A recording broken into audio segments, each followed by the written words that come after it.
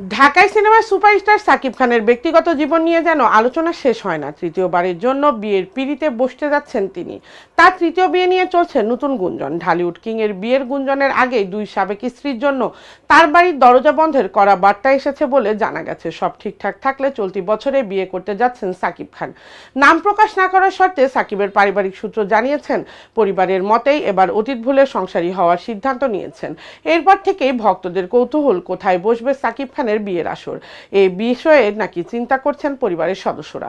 শোনা যাচ্ছে দেশের মধ্যে নয়, পার্শ্ববর্তী কোনো দেশের সুন্দর কোনো লোকেশনে বা সুন্দর কোনো দ্বীপে সাকিব খানের বিয়ের অনুষ্ঠানের প্রাথমিক পরিকল্পনা হচ্ছে পরিবার থেকে। সাকিবের এক ঘনিষ্ঠ সূত্র জানিয়েছেন, পাত্রী হিসেবে যিনি সাকিবের ঘরণী হতে যাচ্ছেন তার নামও নাকি সা দিয়ে শুরু। এখনো সবকিছু চূড়ান্ত না, সেই কারণে পুরো নাম জানতে চায় না সূত্রটি। তবে আগামী মাসের মাঝামাঝিতে ভারত থেকে দেশে ফেরার কথা আছে সাকিব খানের। ফেরার পর বিয়ের অগ্রগতি সম্পর্কে আরো বিস্তারিত জানা যাবে। গুঞ্জন চলছে যুক্তরাজ্য থেকে চিকিৎসা বিষয়ে লেখাপড়া করে দেশে ফেরা এক ডাক্তারের মেয়ের সঙ্গে বিয়ের আলোচনা এগোচ্ছে সাকিবের। তাই বুবলির পাশাপাশি অপুরও সাকিব খানের বাড়িতে যেতে নিষেধাজ্ঞা রয়েছে। একই সঙ্গে সাকিবের পরিবারের হুঁশিয়ারি দিয়েছেন, সাকিবকে নিয়ে কোনো রকম মিথ্যাচার করলে আইনের আশ্রয় নিতে বাধ্য হবেন তারা।